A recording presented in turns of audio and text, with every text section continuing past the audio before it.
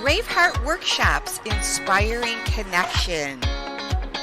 Restore, renew, and reconnect in community.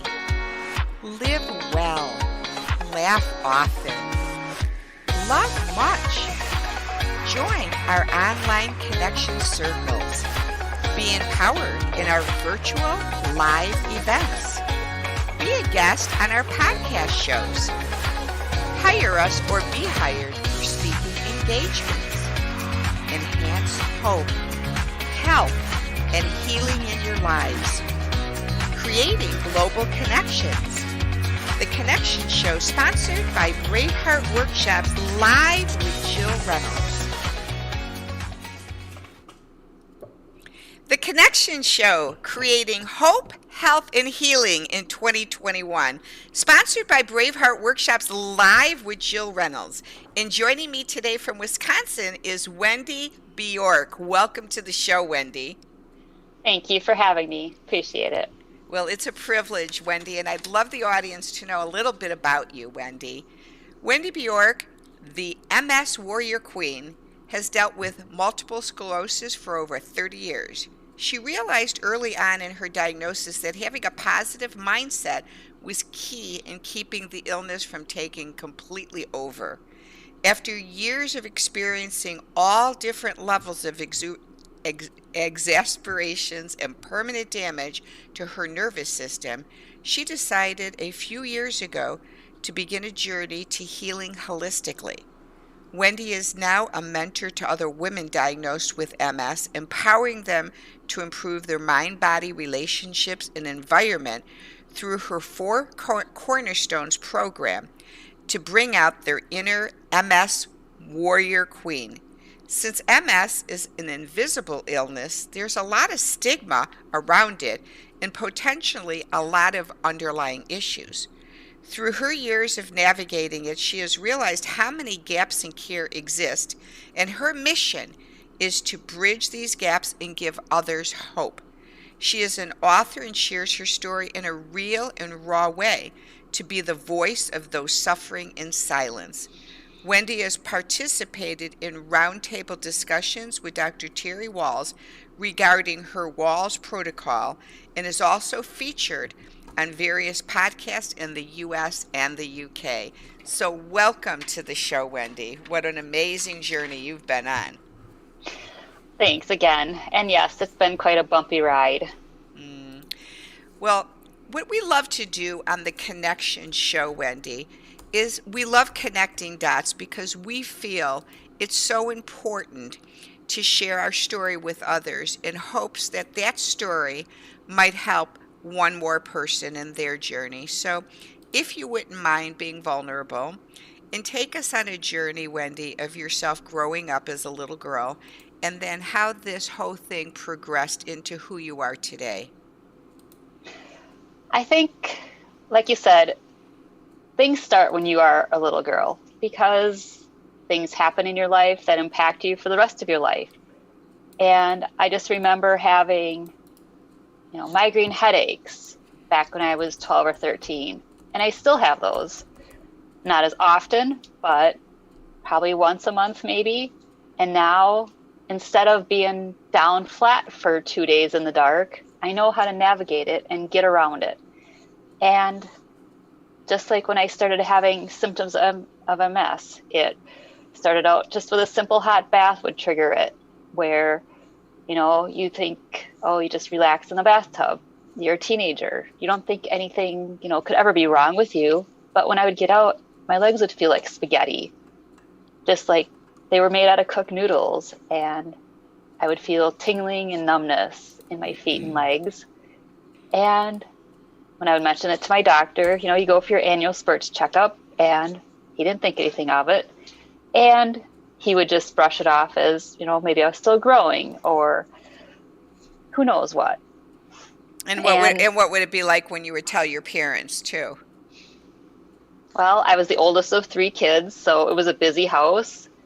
And I'm sure they were concerned, but, if the doctor doesn't say there's anything wrong, then there must not be anything wrong because we just listen to the doctors, right? So it was, And so how would you feel inside when that would happen? Did you feel crazy? well, yeah, like it was all in my head and I must just be imagining it. Hmm. Yeah, yeah. Were other things going on? You mentioned it was a busy household. So in our family of origin, all kinds of things developed. Was there any other things going on in the home that were causing some stress as well? Well, my grandmother had died when I was about 13, and that really just left kind of a big empty space in my life. And I still had another grandmother that, I was close to. I have a great aunt, had a great aunt that I was very close to, my grandmother's sister that had passed away. And I think when you're young and you have to deal with the thoughts of passing away and death, and then you start having these weird things happening, it's like you wonder, is it something really serious or is it something that you should just ignore because the doctor's ignoring it?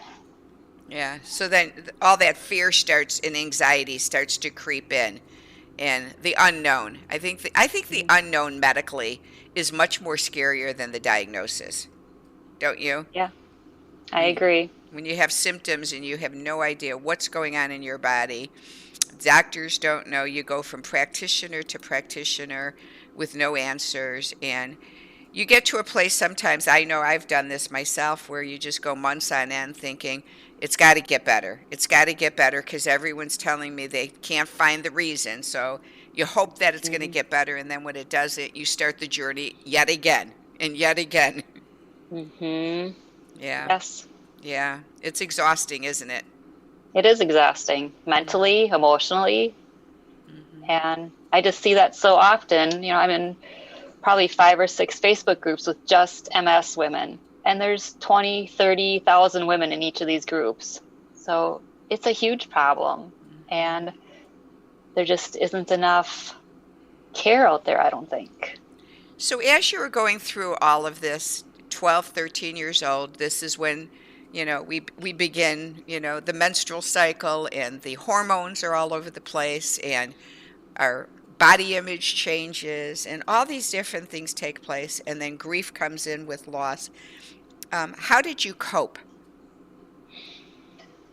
I think one thing that really helped me is my family of origin all lived in the same proximity. So I went to school with my cousins, and they were mostly boy cousins, but I had one or two that I could talk to, and that helped a lot, instead of just trying to deal with it on your own.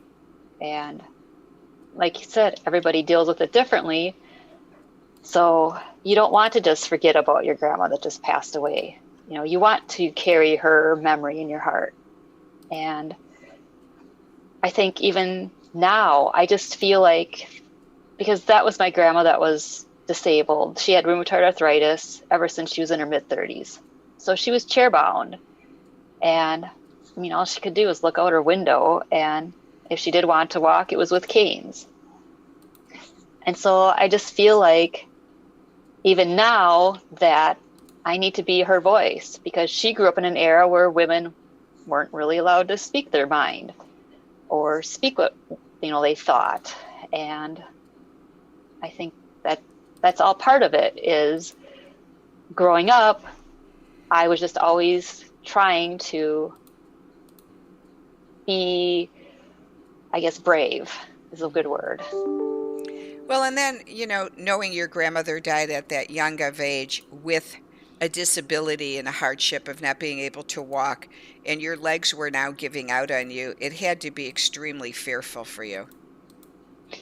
It was, and that's all I could think of was, am I going to end up like her? And Yeah. what do you do to stop this train roaring at you? That had to be. So, I mean, just curiously, of course, with all this going on, did you end up doing anything um, to minimize it, like drugs or alcohol or acting out anyway, to kind of run away from the pain of the unknown? I guess not at that young age. I wasn't doing anything like that. Um, Hmm. I waited until I was old enough to drink. Yeah. to Yeah, hide because behind the alcohol. yeah. Well, many of us do, and that's why I wondered, when you're filled with anxiety, fears, unknown, many times we look to other things, shopping, sex, alcohol, food, binging, not Hmm. eating, one or the other, just to kind of like actually help to survive. I'm going to say that because sometimes using substances or other things help us to just be able to get through the day when Hmm. when we're scared. Do you not agree? Oh, I agree. And yes, shopping did help my frame of mind. I did love clothes, and that stems from another issue growing up is, you know, my dad had to travel a lot for work and actually had to have another apartment in a different city. So that led to, because I was the oldest, I got hand-me-downs from cousins or friends of my parents or whatever. And then, there's the girls in school who can tell that they're not from the local thrift or the local boutique. They're not from a thrift shop, but they look like it, possibly. And that led to a big problem with clothes buying because they made fun of my clothes. So once I was old enough for my own credit cards, my own, time to go shopping on my own, that was something that I had to work through. And I Yeah. use clothes. Mm. Yeah, and then the credit card debt doesn't make it any better because then it kind of just spirals, right? Where you're trying to manage. So at what age then were you finally diagnosed? When did the doctors finally give you a diagnosis? So it wasn't until I was 22. So, I dealt with all these weird things happening for, 5, 6, 7 years. And it was not until I was at my first, real full-time job that I had a big attack. And I was on the phone with a customer, and it was like all of a sudden someone had their hand over my mouth. I couldn't get my words out. And I didn't know if I was having a stroke or what was happening. But apparently the culmination of all these weird things happening came out in a big way. Mm. So, So what happened then? I mean, were you taken to the hospital or what occurred at work that day?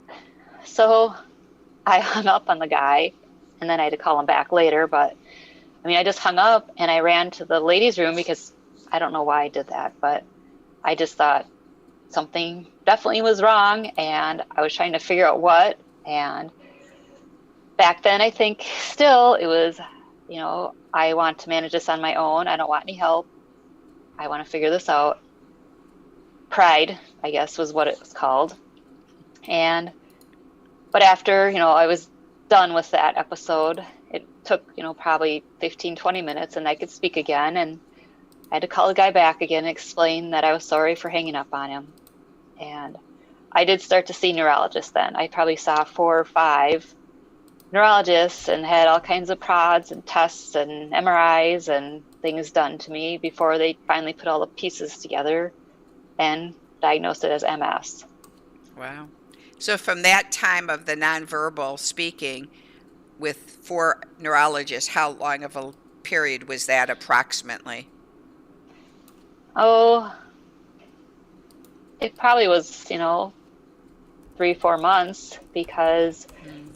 the first one I saw had me have an MRI, which this is the early 90s, so that's pretty new technology back then. And it wasn't proven as a way to diagnose MS. So that probably took a week of jumping through hoops to get the insurance company to pay for it. And then once that MRI was done, then I would just take my record to the next neurologist and have them look at it. And then it was still inconclusive because I had white spots on my brain, but apparently even people without MS have white spots on their brain. So it wasn't until the last neurologist I saw did a spinal tap on me, and then whatever they found, in that scan or treatment test had indicators that it was MS. Well, and MS was probably not that popular. I hate the word popular, but you know, um, doctors weren't reporting it, I guess, as much as they are today. Was that not the case? And educated in it? I believe that, and I believe because wasn't really a good way to test for it, the scans still were pretty inconclusive, and even the spinal taps were not conclusive. And that last lovely neurologist I saw didn't tell me to go home and lay down after they did the tap. I went back to work. Mm-hmm. So then I spent 4 days crawling around because I couldn't stand up. It was great. Wow. So after that diagnosis, then what did they start to do? I mean, how did they help you and start to treat you? Well, they basically just said they'll keep an eye on it, and they were still using the basis of my initial symptoms for what my future prognosis would be, which now it just seems kind of crazy to think that way. But they said because my initial major symptoms were the tingling and numbness in my legs and then the inability to speak, that they didn't think I was going to have, a bad road ahead of me, and it was just a wait and see. Go back to the neurologist every 6 months, and they poke at you and test you and have you walk for them in the hallway. And boy, I'm just shaking my head because I can imagine you as this young 20-ish girl finally hearing something's wrong, and their response is go home and just sit and wait. Like, okay, I'm going to just go home and sit and wait to see when my next episode of my body falling apart is going to happen, and not having any more answers than that. You had to be going crazy. I was, and so I just decided to ignore it and live my life however I wanted. I ate, drank whatever I wanted, and how much ever I wanted sometimes, which was not good looking back. And I knew as soon as I started having a cocktail that my legs and feet would go numb. But whatever, I'm used to it by now. But it's been 7 years. Yeah, this is better than sitting around worrying if I'm going to die, right? Right. Wow. Exactly. Wow. So transition then, so you keep living, and then what develops more in your life? Do you go to college? Do you start having relationships? What happens throughout your life of trying to exist through this illness? Well, by then I was already done with college, and my boss where I was working in an insurance agency, and he was into personal development before it was cool. So early 90s, Stephen Covey, Jack Canfield, Brian Tracy are, speaking and having conferences. So he would send me to these conferences to not only give me some tools to deal with my life going forward, but he wanted me to come back and teach the other people in our office how to be more positive, which, I'm 22, they're all twice as old as me. They're not listening to me. Wow. So, but does the stuff that you're learning begin to help you? Yes, especially the Stephen Covey conference. It was 4 days, I think. And before I even went, I received this huge binder. I received his books, his tapes, this giant package of things to prepare. And then when I got there, it was all these, big time business owners. There was the owner of the San Jose Mercury News, and that was the one that really sticks out. But I mean, there's 22-year-old Wendy just, absorbing it all. Wow. So your boss sounds like he was very supportive of what was going on in your life. Really yes, supportive. He was. Wow. So then take us on the next journey of your life from your 20s to 30s, and, what life looked like for you then. So I was in my mid-20s, and I ended up getting married. And then that didn't last very long because that person also liked to drink way more than I did and just couldn't get through how to keep a job, and it just wasn't working. It was causing me stress, and so we got divorced. And then the next probably 2 summers, I was just like the summer of Wendy, just ripping it up and shopping, having fun with my friends, and just living the high life. Yes, living the high life. And then I ended up meeting my current husband probably about after those 2 years of Wendy. Then I settled down and we got married, and now we have 2 teenage boys, that came along the way. So that's been your blessing. So you've seen the hope, health, and healing of the manifestation, and kind of coming to that and having a relationship and having the children. And so through that and having a husband now and children, what has support looked like for you now? I think as far as support, my parents are very helpful. Um, my husband tries to help. He doesn't really get the whole, I think, vision of what I have of living holistically. He doesn't argue with me, but he still is the mindset that, if you just exercise a little more, you'll feel better, which that's the furthest thing from the truth, because if you overdo it, then your body will not work. Well, Hardly. and what I've come to find out with men, because I've had health things too, with my husband having to be, and I think with men tend to want to find a quick solution. So if you do this, you'll feel better. If Have you tried this, or let me have you do this? And I think men just feel so powerless when their loved one is got sickness. They don't know what to do. So they offer all kinds of advice that turned out to be counterproductive, because you want to just strangle him and say, leave me alone. I'm trying to just survive right now. Don't you agree with that? Yes. And plus I'm married to an engineer, so that's like a double. Yeah, more of a fix it. I have to solve the problem. Got to solve the problem. And they mean well and they love you dearly, but it's like, just leave me alone. You're not helping. You're not helping me. And then the teenage kids, they don't want to deal with it because they want to live their own life. So the last thing they want to know is mom's sick.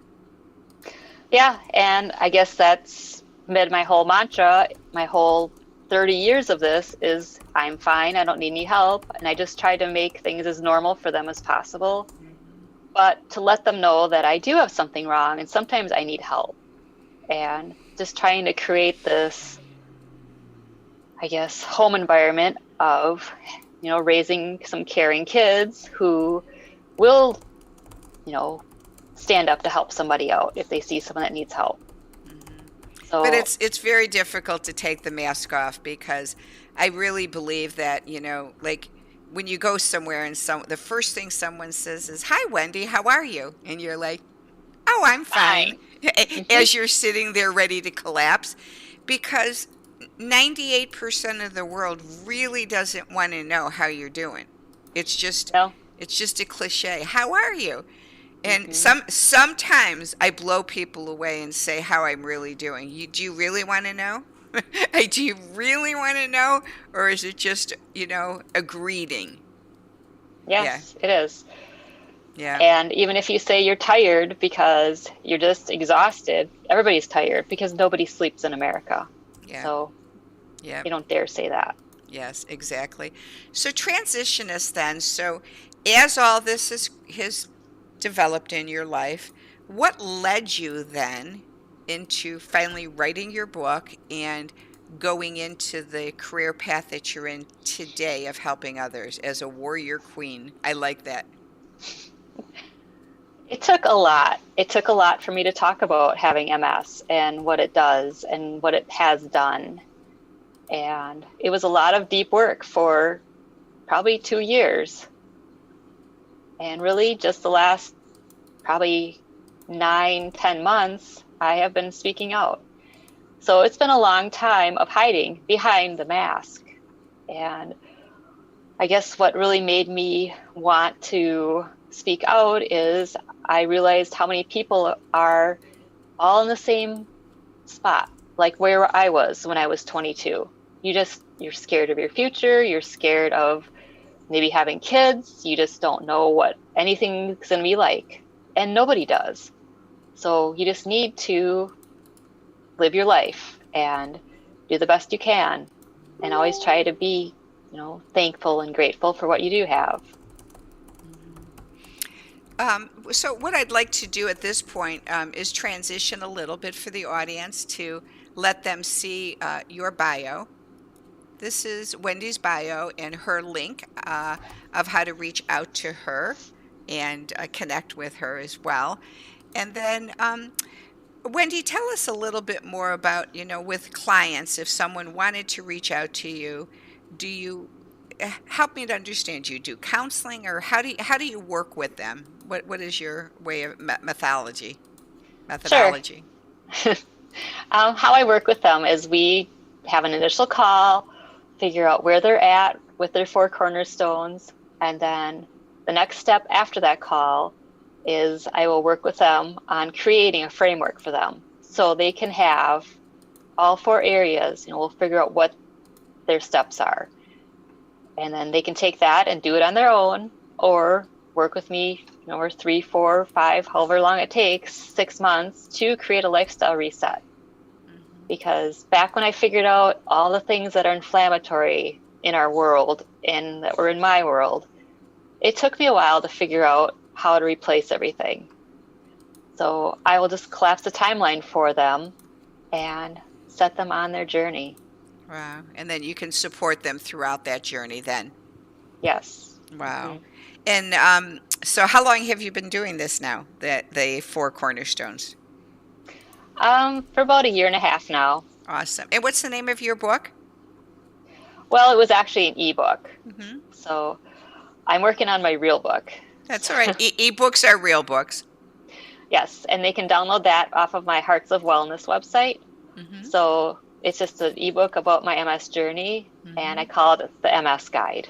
Awesome. Awesome.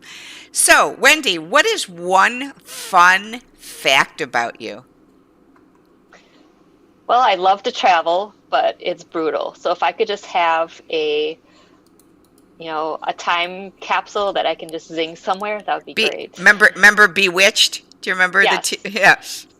Wriggle your nose and you're there. Or Yes. the Aladdin. Mm-hmm. Where is one of your most favorite places you've traveled that you said, oh, this is my spot? Well, I guess there's 2 spots. I have a friend that lives in Finland, and we did go there it was 20 years ago, and I'd love to go back and see her again. And then this past summer, we were out in the mountains in Idaho and Wyoming and Montana, and just being in the mountains was just so beautiful and peaceful, and just takes your breath away. So I'd love to go back out there as well. Awesome. Awesome. Yeah, mine is water. I need water. And it's not necessarily to get in it. Well, I love water aerobics because it makes my body feel better. But just give me water, and one of my favorite is Aruba. We got to get to Aruba. It's amazing there. If someone told you today, with all the crazy censorship that's coming out, that you had to get rid of all the apps on your cell phone, and on your cell phone you could only keep 2, which 2 would you choose to keep? Wow, that's hard. Well, I love essential oils, so I'd probably get my essential oils app because that's one of my go-to apps. And I don't know. I guess the other one would be my Hay House app because I have access to oodles of downloads that I can listen to all day. So those would be my 2 faves. What's it called? It's a publishing house. It's Hay House. Hay House. Okay. That's great. So I wanted to ask you, what does hope look like for you in 2021? In the dictionary, hope is defined as to cherish a desire with anticipation, to want something to happen or be true, like hoping for a promotion, hoping for the best. But biblical hope means it's the confident expectation of what God has promised, and its strength is in His faithfulness. In your life, what does hope feel like for this year? I guess I resonate the most with your biblical translation because when we have a strong faith, then everything gets handled by God. And that's been another key in managing this illness, is just being faithful that I will have the strength to get through each day. And now I just pray for all the women that I help, that they see the strength in themselves that they are warriors as well. Awesome. And the word health, good old health. Health in the dictionary is defined as complete physical, mental, and social well-being, and not merely the absence of disease and infirmity. But biblical health is defined in 7 arenas, referring in John 10:10. That says biblical health can be spiritual, physical, mental, emotional, financial, occupational, and social. Each area of these is connected to the others. What does health look like for you today? I think it just goes back to these 4 aspects that I focus on for others. That's what got me to where I am today, is just zoning in on these areas. And each one is very broad. So, you have to have a good mindset and not worry about your future. And paying attention to what you're eating and drinking and what you're even putting on your body relates to your health. And then your relationships, whether it's, loving yourself. You have to love yourself first and foremost. And then the next part of it is, are you supported by the rest of your friends, family, and coworkers? And then your environment. It's your home, your office, your garden. What you're bringing in all affects your health. So I think that's just all very true. There's not just one aspect to health. It's just so, circling of everything. That's beautiful. And the last one is healing. Um, in the Bible, in the dictionary, it says to make free from injury or disease, to make sound or whole, like healing a wound, to make well again. Biblical biblical healing, says, heal me, Lord, and I will be healed. Save me, and I will be saved. For you are the one I praise. And the people all tried to touch him, because power was coming from him and healing them all. But I will restore you to health and heal your wounds, declares the Lord. Spiritual healing can be defined as the direct interaction between one individual, the healer. What does healing mean to you? I think healing it starts in your heart. And just as you said, when you're healed, you're, finding ways to heal yourself, then you can help others heal. That's a huge part of my whole thought process is I need to heal and I need to work on my healing first. So now I can help others do it as well. Yeah, thank you so much. And, I like healing the spirit, the body, and the mind, and, and the body being the whole heart energy and everything, because, you know, I think sometimes there could be the legalistic approach to healing, the legalism from some churches out there that would think, oh, well, you're not healed because you're still in sin, or you're not healed because, where, God doesn't define healing as your body being free from disease. Healing, I believe, has to do with the spirit, the mind, and the body, Mm-hmm. because there's many people who don't fully heal from disease of the body, but you still can be healed, Yes. and I think that's so important, so people don't, like you as a little girl growing up, feel as though something's crazy in your mind. Why am I feeling this way, and no one has answers? And I think for many, who have faith, they're like, what am I not doing right that I'm not healed? And it's not about what am I doing wrong or what am I not doing right. It's a whole different mindset. Yes. Yeah. Absolutely. That is Yes. so true. Yes. Well, we are so blessed you came on to spend time with us. And for the audience out there, Braveheart Workshops has felt led to continue on our journey of hope, health, and healing in 2021 by having a live conference in Branson, Missouri, the weekend of August 20th, 21st, and 22nd. It's going to be amazing, with speakers from all over coming to share their stories of hope, health, and healing. So we hope that you will come to Branson. It's beautiful. We're in the Ozark Mountains, Wendy. I hope you can Mhm. come because you love the mountains. It's gorgeous here. And this is the subdivision I live in Branson. So come.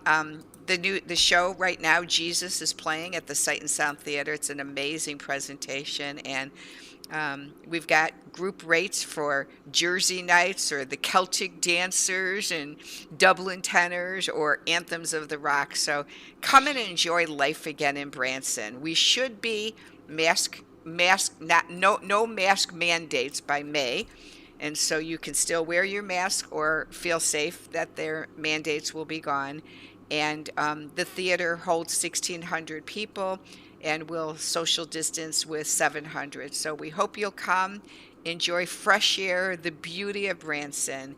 It's only from Wisconsin, I think it's about an 8.5-hour drive. So maybe take a road trip, Wendy. Come to Branson. Sounds good. Thank you. Thanks, everyone, for joining the Connection Show, and have a wonderful day today. Bye now. Bye-bye.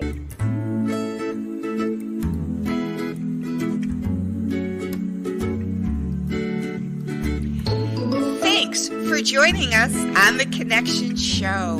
Let's connect now. Let's restore, renew, and reconnect in community. Enhance connection in our online connection circles. A place to meet up, gather, and feel welcomed. To join us, go to braveheartworkshops.com. Click on the Books Podcast tab, and then the Connection Circles drop down. On the pop-up, join our Connection Circles Facebook group. Our circles meet from 8 to 9:30 p.m. Eastern Standard Time. Share story, topics, and laughter with men and women. To learn more about Connection Circles, go to braveheartworkshops.com. Thanks for joining us on the Connection Show, and have a